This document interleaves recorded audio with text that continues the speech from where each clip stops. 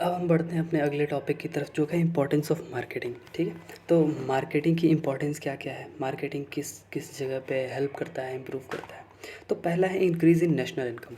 अब national income कैसे increase करता है, जब भी मार्केटिंग अच्छे से होगी, एफिशिएंट मार्केटिंग होगी, तो जो प्रोडक्शन कॉस्ट है वो घटेगा और क्या आगे बढ़ेगा, प्रॉफिट बढ़ेगा।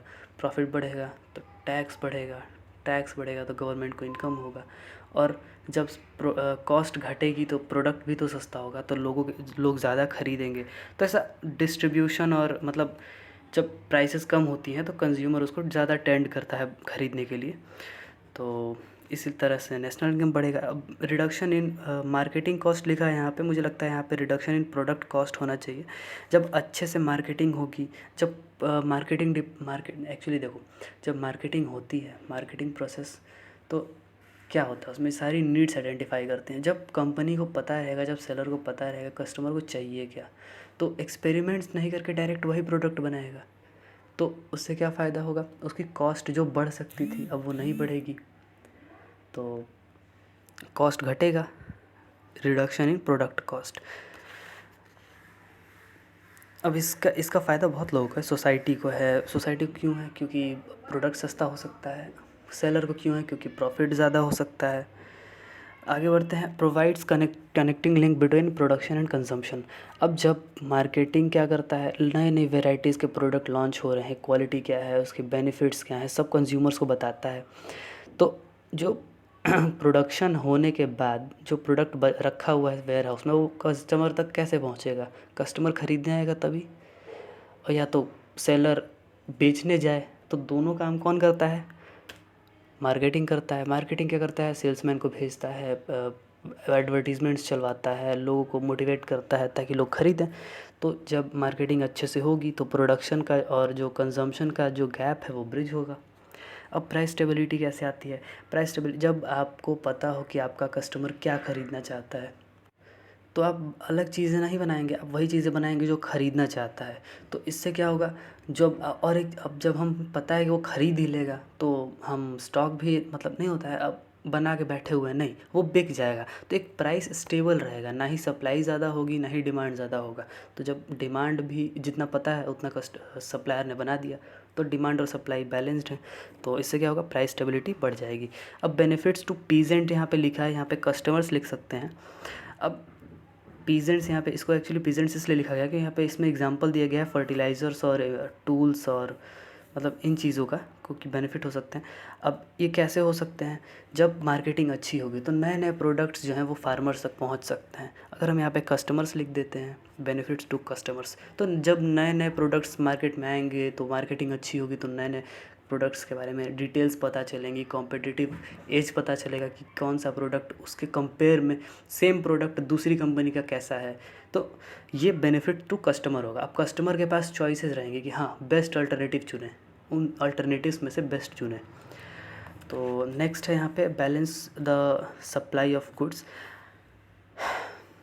अब जब कंपनी को पता रहेगा कि जब मार्केटिंग क्या करती है, फैक्ट्स डेटा और इन्फॉर्मेशन कैसे करती है, जब कंपनी को पता है कि वहाँ पे गुड्स है या नहीं, कौन से स्टोर में गुड्स ख़त्म हो रहे हैं, कौन से स्टोर में गुड्स नहीं बिक रहे हैं, तो जहाँ पे ज़्यादा बिक रहे हैं वहाँ पे प्रॉपर अवेलेबिलिटी इंश्योर करेगी, जहाँ नहीं बिक रहा है वहाँ पता करेगी क्यों नहीं बिक रहे हैं, वहाँ एडवर्टीज़मेंट्स बढ़ाएगी वहाँ के, मतलब समझ रहे हो। तो सप्लाई ऑफ गुड्स हमेशा बना रहता है मार्केटिंग की वजह से, और जब मार्केटिंग होती है तो लोग उसे ख़रीदते भी हैं, और स्टोरेज, वेयर हाउसिंग, ट्रांसपोर्टेशन, ये सब मार्केटिंग ही तो है। अब वैल्यू टू गुड्स ऐड कैसे कर, वैल्यू कैसे ऐड करती है गुड्स की। अब जब मार्केटिंग होती है तो मार्केटिंग में क्या इंक्लूड होता है, फिज़िकल ट्रीटमेंट। फिज़िकल ट्रीटमेंट में क्या है, ट्रांसपोर्टेशन। जब हम ट्रांसपोर्ट करते हैं, जब सेलर ट्रांसपोर्ट करता है, मान लीजिए दिल्ली का प्रोडक्ट इलाहाबाद आके बिकता है अगर, तो जो प्रोडक्ट इलाहाबाद में नहीं है, मान लीजिए सपोज़ करते हैं कि कोई एक प्रोडक्ट है जो इलाहाबाद में है ही नहीं, नहीं बनता है इधर आसपास, दिल्ली से आ रहा है, दिल्ली से कोई सेलर है वो ट्रांसपोर्ट करा के यहाँ बेच रहा है, तो गुड्स की वैल्यू बढ़ेंगी ना, ऑब्वियसली बढ़ेंगी। ठीक है, एक तो गुड्स की वैल्यू बढ़ेंगी, प्राइस भी बढ़ेगी और उसका सेल भी बढ़ेगा। और value to services same for goods, for services भी है, सिंपल सी चीज़ है। जिस तरह से अगर कहीं दूर है, अगर कोई मार्केट, जैसे डॉक्टर है, अगर उसे पता है कि हाँ, मान लीजिए आपके मोहल्ले में कोई डॉक्टर है, लेकिन वो होर्डिंग नहीं लगाए, होर्डिंग नहीं लगाए, सॉरी होर्डिंग कह रहे, हाँ होर्डिंग भी कह सकते हैं, लेकिन बोर्ड नहीं लगाए, पैम्पलेट्स नहीं दे, कार्ड नहीं दे, बाहर अपने लिखवाए नहीं कि डॉक्टर ABC, तो लोगों को पता कैसे चलेगा कि वो डॉक्टर है। तो अब वो सर्विसेज दे रहा है, कोई सामान तो बेच नहीं रहा है, इसलिए यहाँ पे सर्विसेज की भी वैल्यू बढ़ती है मार्केटिंग की वजह से। अब हेल्पफुल इन एम्प्लॉयमेंट जनरेशन, अब एम्प्लॉयमेंट कैसे जनरेट करता है, जब मार्केटिंग अच्छी होगी तो क्या बढ़ेगा, क्या घटेगा, कॉस्ट, और क्या बढ़ेगा, प्रॉफिट। जब प्रॉफिट बढ़ेगा तो सेलर क्या चाहेगा, हम और प्रॉफिट बढ़ाएं, तो प्रोडक्शन बढ़ाएगा, प्रोडक्शन बढ़ाने के लिए चाहिए लेबर, लेबर कहाँ से आएंगे, आम लोग, तो क्या बढ़ेगा, एम्प्लॉयमेंट। अब एक और पॉइंट ऑफ व्यू एक्सटेंड करते हैं इसे, जब प्रोडक्शन हो गया तो बांटने के लिए डिस्ट्रीब्यूशन चेन को बढ़ाएगा। अगर मान लीजिए यहाँ का प्रोडक्ट दिल्ली में बिक रहा है और मुंबई में बिक रहा है, तो दोनों जगह भेजने के लिए कुछ लोग चाहिए होंगे ना, ट्रांसपोर्टेशन, वहाँ पे जो आदमी रिसीव करेगा वो भी तो कोई होगा ना, वो क्यों रिसीव करेगा, पैसे लेगा, तो वहाँ पे उसको भी नौकरी मिलेगी, तो डिस्ट्रीब्यूशन चेन की वजह से भी नौकरी मिलती है। अब एक डेटा कहता है कि 1951 में 78 लाख लोग थे इंडिया के जो कि डिस्ट्रीब्यूशन एक्टिविटीज़ में थे, और 2000 में, मतलब ईयर 2000 में 3 करोड़ से ज़्यादा लोग अब डिस्ट्रीब्यूशन चेन के हिस्सा हैं। आप डिस्ट्रीब्यूशन चेन का अच्छा एग्जाम्पल ले सकते हैं अमूल को। अमूल की जो गाड़ियाँ आती हैं, जो ट्रक्स आते हैं, वैन्स आते हैं, वो सब कौन है, वो सब डिस्ट्रीब्यूशन चेन वाले हैं, वो डिस्ट्रीब्यूशन चेन ही है एक्चुअली, कह सकते हैं। और एक एस्टीमेट कहता है कि 5 में से अगर एक कोई प्रोडक्ट है, उस प्रोडक्ट को बनाने के लिए 5 लोग लग रहे हैं, तो उसमें उसी प्रोडक्ट को बेचने के लिए 4 लोग और लगते हैं। तो अच्छा है, तो अब अगला है increase in standard of living. अब सिंपल सी चीज़ है, जब मार्केटिंग अच्छी होगी कॉस्ट घटेगा, कॉस्ट घटेगा प्रॉफिट बढ़ेगा, प्रॉफिट बढ़ेगा, बिजनेसमैन के पास पैसा ज़्यादा आएगा, स्टैंडर्ड ऑफ लिविंग बढ़ेगी। दूसरी चीज़, कॉस्ट घटेगा और प्रॉफिट बढ़ेगा तो प्रोडक्शन बढ़ाएगा, प्रोडक्शन बढ़ाएगा, लोगों को हायर करेगा, लोगों को हायर करेगा, उनको पैसा मिलेगा काम करने के बदले, तो उनकी स्टैंडर्ड ऑफ लिविंग बढ़ेगी। तीसरी चीज़, अगर कॉस्ट घटता है तो प्रॉफिट, अगर नहीं बढ़ाता है तो प्रोडक्ट की प्राइस घट जाएगी, जो कि ज़्यादा लोग ख़रीद पाएंगे। और मान लीजिए कि अगर ज़्यादा लोग ख़रीदते हैं, तो जैसे कि अगर कोई प्रोडक्ट है जो कि है 10,000 रुपये का, तो अगर किसी के पास 10 लोग ऐसे थे जिसके पास 10,000 रुपये थे, 10 वो ख़रीद लिए, लेकिन एक के पास 5,000 रुपये थे। अगर प्रोडक्ट इतना ज़्यादा वास्ट अमाउंट पे बिकने लगा कि वो 7,000 रुपये आ गया, तो 5,000 वाला 2,000 जुगाड़ करके ख़रीद लेगा ना। ऐसा ही तो होता है, फ़ोन सस्ते हो जाते हैं तो लोग ख़रीद लेते हैं थोड़ा पैसा जुगाड़ करके। तो ऐसा, इससे फ़ायदा क्या होता है, उनकी भी स्टैंडर्ड ऑफ लिविंग बढ़ी ना। तो हालांकि फ़ोन से स्टैंडर्ड ऑफ लिविंग नहीं बढ़नी चाहिए, लेकिन बढ़ती है एक्चुअली, हर चीज़ को काउंट किया जाता है, जिससे भी स्टैंडर्ड ऑफ लिविंग बढ़ती है मॉनेटरी टर्म्स में। ठीक है, नेक्स्ट क्या है, benefits to the nation society. Marketing जब अच्छे से होगी तो अब मार्केटिंग में एक चीज़ आपने नोटिस की, एडवर्टीज़मेंट बहुत इंपॉर्टेंट रोल प्ले करता है। अगर कोका कोला आज भी सलमान खान को हायर किया रहता, तो क्या वही वाली ऐड आज भी चलती? नहीं, वो ऐड पहले चला करती थी, बहुत लोगों ने देखी भी नहीं होगी, मैंने भी नहीं देखी थी, हाल ही में देखी मैंने। तो जब वो ऐड चला करती थी उस टाइम सलमान खान एकदम हीरो, मतलब आज भी है वो, तो भाई आज और बड़ा इंसान हो गया है। तो एक एग्ज़ाम्पल ले रहा हूँ मैं बस। तो जब कोका कोला ने टाइम के साथ अपने एडवर्टीज़मेंट बदले, ब्रांड एम्बेसडर्स बदले, तरीके बदले लोगों तक पहुँचने के, तो वो क्या दिखाता है, वो लोगों की माइंडसेट को डेवलप करता है, हाँ ये और चाहिए। जब जितने ज़्यादा कंपटीशन बढ़ेगा उतना ज़्यादा लोगों के पास ऑप्शंस ज़्यादा बढ़ेंगे। तो जब ज़्यादा ऑप्शंस होते हैं तो लोग और ज़्यादा चूज़ी बन जाते हैं, तो चूज़ करते हैं एक एक चुन चुन के। तो इससे क्या होगा, इससे उनकी नई तरीके, मतलब क्या कहते हैं, चीज़ों को चुनने के लिए नए तरीके ढूंढेंगे और नए बेंचमार्क्स ढूंढेंगे, और जो सेलर्स हैं वो और ज़्यादा अच्छे प्रोडक्ट्स बनाएंगे। तो ये सोसाइटी के लिए एक बेनिफिट है, नेशन के लिए बेनिफिट भी है। अब नेशन के लिए बेनिफिट कैसे, जब ज़्यादा अच्छा मार्केटिंग हो रही है, यहाँ की कोई कंपनी है और बहुत ज़्यादा अच्छे बिक रही है, तो वो ये सोच सकती है कि जब हम यहाँ अच्छा बिक रहे हैं तो बाहर भी तो सामान यहाँ का बिक सकता है, तो वो प्रोडक्ट अब एक्सपोर्ट करेगी। तो जब एक्सपोर्ट करेगी, ज़्यादा एक्सपोर्ट होगा तो नेशन को फ़ायदा होगा। बैलेंस ऑफ पेमेंट में पढ़ा होगा आपने। अब नेक्स्ट है helpful in awareness of resources. Helpful in awareness of resources का मतलब होता है कि जब जो मार्केटिंग है, मार्केटिंग डिपार्टमेंट है, वो ज़्यादा अवेयर करेगी लोगों को रिसोर्सेज के बारे में, यानी प्रोडक्ट्स के बारे में, यानी उनके जो प्रोडक्ट्स हैं वो कितने अच्छे हैं, या फिर कितने अच्छे तरीके से उनकी कस्टमर्स की लाइफ को ईज़ी बना सकते हैं, ठीक है। तो जब बहुत ज़्यादा अच्छे से मार्केटिंग होगी तो रिसोर्सेज जो भी होंगे वो बेस्ट यूटिलाइज्ड होंगे। अब एग्ज़ाम्पल मुझे तो अच्छा मिल नहीं रहा है, हालांकि अब एक एग्ज़ाम्पल ले सकते हैं कि अगर आपको पता ही नहीं चलता कि हाँ ईयरफोन नाम का कोई भी चीज़ होता है सपोज़, तो फिर वो यूज़ नहीं हो पाता। अब एक अच्छा रिसोर्स है, कंपनी ने ढूंढा, बनाया, बेचा, तो एडवर्टीज़मेंट किया, लोगों ने ख़रीदा, लोगों को अच्छा लगा, तो वो उनकी लाइफ को ईजी बनाता है, हेल्पफुल बनाता है, ठीक है। तो अवेयरनेस ऑफ रिसोर्सेज, रिसोर्सेज के अवेयरनेस में हेल्प करता है, रिसोर्सेज को लोगों को अवेयर करता है कि इस टाइप के रिसोर्स हैं। अब helps in easy availability of goods. जब मार्केटिंग डिपार्टमेंट को ये पता रहेगा, जब सेलर को ये पता रहेगा कि कस्टमर्स मांग क्या रहा है, कस्टमर्स की नीड्स क्या हैं, तो जब जो पैटर्न्स हैं यहाँ पे जैसा लिखा है कि patterns of consumptions are determined by, तो जो कंजम्पशन के पैटर्न्स हैं यानी क्या चाहता है कस्टमर ये पता रहेगा, तो इससे क्या होगा, अवेलेबिलिटी ऑफ गुड्स, यानी जो स्टोर्स होंगे उनके वहाँ पे गुड्स प्रॉपर अवेलेबल होंगी, वो ऐसे ही प्रोडक्ट और ज़्यादा बनाएंगे जो कि कस्टमर्स को चाहिए, ठीक है। तो ये इतना कहानी लिखा है, इसमें यही कहना चाहता है। यहाँ पे प्रोफेसर ड्रकर का कहना है कि मार्केटिंग एक बहुत क्रूशियल रोल निभाता है डेवलपिंग जो देश होते हैं, जो डेवलपिंग इकोनॉमीज़ होती हैं उनके डेवलपमेंट में, ठीक है। जहाँ मार्केटिंग अच्छे से होगी तो सेल अच्छे से होगा, तो ट्रांजैक्शंस बढ़ेंगे, जीडीपी बढ़ेगा, एम्प्लॉयमेंट बढ़ेगा, ठीक है। तो वही चीज़ यहाँ पे कह रहे हैं। अब कैसे होता है यहाँ पे नीचे लिखा हुआ है, जो कि बहुत ज़्यादा अच्छा ही है, पढ़ लेते हैं जब अच्छा है तो। अब देखिए क्या होता है, मार्केटिंग क्या करती है, हर पॉसिबल तरीके ढूंढती है, तो जो जो नए नए तरीके इनोवेट करती है, नए नए प्रोडक्ट्स डिज़ाइन करती है, इन्वेंशंस करती है कंपनीज़, ठीक है। तो इससे क्या होता है, लोगों के बीच में बेटर अल्टरनेटिव्स अवेलेबल हो जाती हैं। अब उनमें से चुनना होगा तो बेस्ट वो चुनेंगे, तो अपना बेस्ट सबसे ज़्यादा सेल्स बढ़ाने के लिए वो क्या करते हैं, वो बेस्ट से बेस्ट अपना देते हैं, तो कस्टमर्स के पास ऑप्शंस ज़्यादा हो जाते हैं।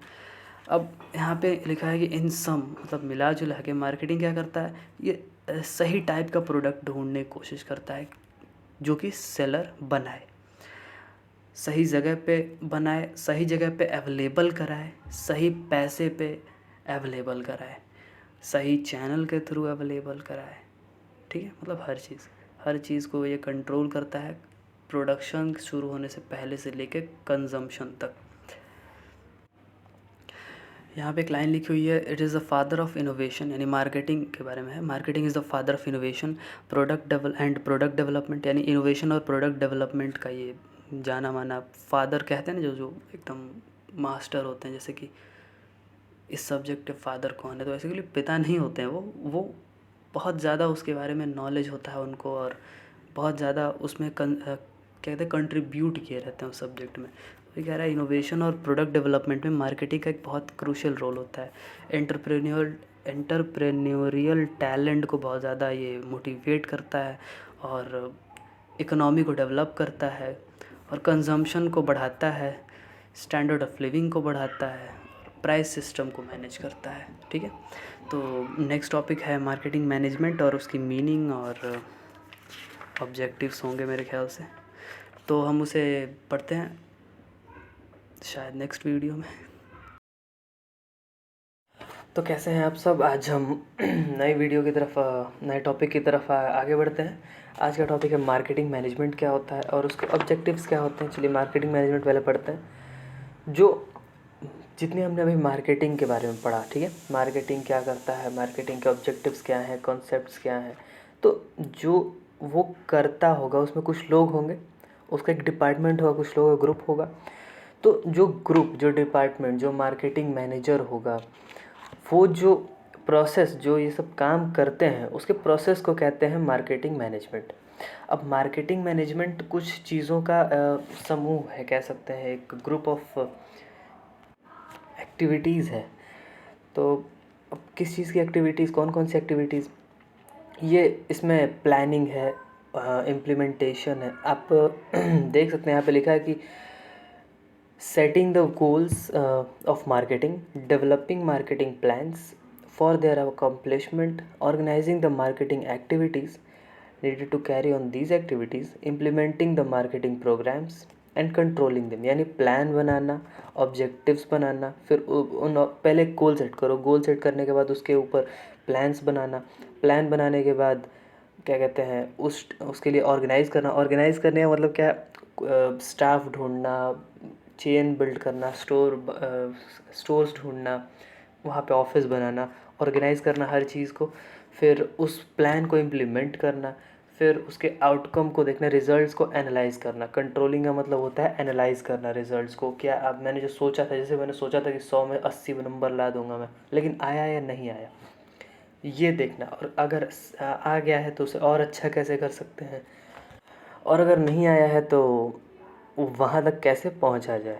तो अब हम मीनिंग यहाँ पे सेम चीज़ वही लिखी है कि मार्केटिंग मैनेजमेंट एनालिसिस है, प्लानिंग, इम्प्लीमेंटेशन और कंट्रोल है। और उसमें नीचे आप फिलिप कोल्टर की जो डेफिनेशन है आप याद कर सकते हैं। आगे यहाँ पे लिखा है to make this definition clear, management एक प्रोसेस है किस चीज़ का, एनालिसिस, प्लानिंग और इम्प्लीमेंटेशन और कंट्रोल करने का। कोई भी एक्टिविटी होती है जिसमें एनालाइज करना है, प्लान बनाना है, उसका इम्प्लीमेंटेशन करना और उसको कंट्रोल करना, यानी उसके चेक करना कि वो सही से है या नहीं, तो ये मैनेजमेंट प्रोसेस है। दूसरा एक पर्पसफुल एक्टिविटी है, किस चीज़ की एक्टिविटी, एक्सचेंज की, किस चीज़ का एक्सचेंज, गुड्स और सर्विस का, क्यों, प्रॉफिट के लिए, सेल्स बढ़ाने के लिए, सेल्स बढ़ेगी तो प्रॉफिट बढ़ेगा। अब यहाँ देखिए सी पॉइंट लिखा है कि ये प्रैक्टिस होता है, ये कौन करता है, सेलर और बायर, ठीक है। ये क्यों होता है, पर्सनल या म्यूचुअल गेन के लिए। पर्सनल गेन यानी मेरा फ़ायदा है, अगर हम सेलर हैं तो मेरा फ़ायदा है, ठीक है, हम प्रॉफिट के लिए कर रहे हैं।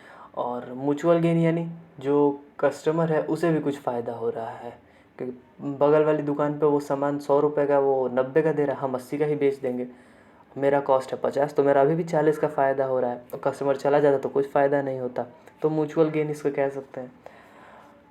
और यहाँ पे इस पूरे पेज में डेफिनेशन मतलब सेम एक ही चीज़ को बार बार लिखा गया है, आप इसे पढ़ सकते हैं। यहाँ पे एक छोटी सी चीज़ है, मैं बता दूँ, इस पूरी कहानी का मतलब बस इतना सा ही है कि जो मार्केटिंग मैनेजमेंट है, मार्केटिंग मैनेजर है, वो इस तरह से काम करे ताकि कस्टमर को सेटिस्फैक्शन सबसे ज़्यादा मिले, ठीक है। सारी मतलब ओवरऑल यही है उसका मतलब। अब ऑब्जेक्टिव्स क्या हैं इसके, ऑब्जेक्टिव्स मार्केटिंग मैनेजमेंट के हैं यहाँ पे 6, और 6 ऑब्जेक्टिव्स यहाँ पे दिए गए हैं। चलिए समझते हैं एक एक करके। पहला है सेटिस्फाई द कस्टमर्स। अब कस्टमर्स को कैसे सेटिस्फाई करेगा, जब जो मार्केटिंग मैनेजर है वो बहुत अच्छे से एनालाइज करेगा कस्टमर को चाहिए क्या, वैसे ही प्रोडक्ट डिज़ाइन करेगा तो कस्टमर उसे खरीद के सेटिस्फाई हो जाएगा। सेकेंड है increase profit for the growth of business. जब मार्केटिंग डिपार्टमेंट अच्छे से एनालाइज करेगा, उसी तरह के प्रोडक्ट डेवलप करेगा तो ज़्यादा सेल्स होंगी। कस्टमर ओरिएंटेड प्रोडक्ट्स रहती हैं तो सेल्स बढ़ती हैं, सेल्स बढ़ेंगी तो प्रॉफिट बढ़ेगी, तो ये प्रॉफिट भी इंक्रीज़ करता है। और जनरेट कस्टमर बेस, अगर बहुत अच्छा प्रोडक्ट होगा तो कस्टमर बार बार आएगा, जब कस्टमर बार बार आएगा तो सेल्स बार बार होगी, तो कस्टमर बेस बनेगा एक, ठीक है। अच्छा प्रोडक्ट यानी क्वालिटी प्रोडक्ट, और सस्ता भी हो तो और सही है। जैसे कि आप एग्जांपल ले सकते हैं हल्दीराम भुजिया की, बहुत अच्छा प्रोडक्ट है और बहुत महंगा भी नहीं, वर्दी है, सस्ता तो नहीं कहेंगे लेकिन वर्दी है, क्योंकि मार्केट में सेम टाइप की जो नमकीन है वो उससे तो महंगी मिलती है। नेक्स्ट है determine marketing mix that will satisfy the needs of the customer. अब प्रोडक्ट कैसा चाहिए कस्टमर को, यानी कि उसी प्रोडक्ट में उसे एक कह सकते हैं एक स्पीकर भी चाहिए, एक घड़ी भी चाहिए, डिजिटल वॉच, और उसी में गूगल असिस्टेंट भी चाहिए। तो लेनोवो सोचा कि चलो सब एक ही में कर देते हैं, तो लेनोवो की एक वॉच आती है जो कि एक डिजिटल वॉच है जिसमें गूगल असिस्टेंट भी है और उसमें ब्लूटूथ स्पीकर भी है। तो बहुत, तो मार्केटिंग मिक्स को देखना है, प्रोडक्ट कैसा चाहिए, किस टाइप का चाहिए, क्या क्या एक ही प्रोडक्ट में चाहिए, उसको डिस्ट्रीब्यूट कैसे किया जाएगा, कितने प्राइस पे चाहिए। अगर 3 चीज़, गूगल असिस्टेंट अलग से ले लो तो 5,000 का है वो, और लेनोवो सब चीज़ मिला के शायद 8-9 हज़ार का रखा है। तो प्रोडक्ट महंगा भी नहीं होना चाहिए बहुत ज़्यादा ज़रूरत से, ठीक है। तो नहीं, ये एक अलग चीज़ हो जाएगी, प्रोडक्ट महंगा होगा फिर भी बिकता है कभी कभी, जैसे वन प्लस का एग्जांपल ले सकते हैं, एप्पल का एग्जांपल ले सकते हैं। प्रोडक्ट बहुत महंगा है लेकिन बिकेगा क्योंकि वो सेटिस्फैक्शन देता है लोगों को। अब to increase the quality of life of people, जब बहुत अच्छी क्वालिटी के प्रोडक्ट्स आप बनाएंगे तो लाइफ मतलब क्वालिटी ऑफ लाइफ भी इंक्रीज़ होगी, सिंपल सी चीज़ है। अगर मैं ये फ़ोन बहुत अच्छा, जिसमें जैसे कि मैं फ़ोन से रिकॉर्डिंग कर रहा हूँ अभी, तो फ़ोन अगर बहुत अच्छी क्वालिटी का होगा तो मेरी स्टैंडर्ड ऑफ लाइफ बढ़ेगी, क्योंकि अगर जैसे जैसे मेरे पास एक अच्छी क्वालिटी की चार्जर हो मान लीजिए फ़ोन के लिए, तो अब चार्जर जल्दी चार्ज करेगा तो मेरा टाइम बचाएगा ना, तो क्वालिटी ऑफ लाइफ इंक्रीज़ होती है, इसी को कहते हैं। अब अगला है टू क्रिएट गुड इमेज। जब बहुत अच्छी क्वालिटी होगी, अच्छे डिस्ट्रीब्यूशन चेन्स होंगे, बहुत मतलब हर चीज़ अपने तरफ से बेस्ट रखता है अगर मैनेजर, तो एक बहुत अच्छी गुडविल क्रिएट होती है, ब्रांड इमेज क्रिएट होती है। तो जब ब्रांड इमेज क्रिएट होगी तो वो एक फ़ायदा देगा लॉन्ग टर्म में। जैसे कि अगर आप अभी जाते हो ना मार्केट में, अगर आपको नमकीन ख़रीदनी हो तो सेम भुजिया जो हल्दीराम की भी आती है, परिवार की भी आती है और लोकल मेड भी कुछ आती है, मान लो ABC कंपनी है, तो अब सेम प्राइस अगर हो तो अब तो ऑब्वियसली भुजिया को ही चुनेंगे। कभी कभी महंगी होती है, लोग फिर भी वही ख़रीदते हैं। ठीक है, तो ये एक अच्छा एग्जांपल है, गुडविल रहने पे प्रोडक्ट महंगे होने पे भी लोग ख़रीदते हैं। जैसे कि सैमसंग की गुडविल है, वो अच्छे फ़ोन्स बनाता है, हालांकि वो उसके अच्छे फ़ोन्स 20,000 से ज़्यादा आते हैं, 20,000 से ज़्यादा रुपयों में आते हैं, लेकिन वो बनाता तो है अच्छे फ़ोन्स एटलीस्ट, तो उसकी गुडविल है। क्योंकि अगर लोग कंसिडर करते हैं कि हाँ भाई सैमसंग महंगा है लेकिन अच्छा है, ठीक है, वही ख़रीदते हैं। तो आगे हम पढ़ेंगे functions of management. Functions of management यहाँ पे देखते हैं क्या क्या है। पहला है डिटरमाइनिंग ऑब्जेक्टिव्स, यानी ऑब्जेक्टिव्स डिटरमाइन कर, चलिए सब हेडिंग्स पढ़ लेते हैं पहले। एक है डिटरमाइनिंग ऑब्जेक्टिव्स, दूसरा है प्लानिंग, तीसरा है ऑर्गेनाइजिंग, चौथा है कोऑर्डिनेशन, पांचवा है controlling, staffing, operating, establishment of marketing policies. ठीक है, तो हम एक एक करके समझते हैं इसे। लगता है एक पेज छूट गया है शायद, या डिलीट हो गया है शायद। ठीक है, मैं समझा देता हूँ, अब बस सुन लीजिएगा। ठीक है, तो अभी के लिए बस इतना ही, नेक्स्ट वीडियो में मिलेंगे। चलिए, आप लाइक ज़रूर करिए, सब्सक्राइब ज़रूर करिए, शेयर ज़रूर करिए अपने दोस्तों के साथ, बिल्कुल फ्री है क्योंकि ये। Thank you so much.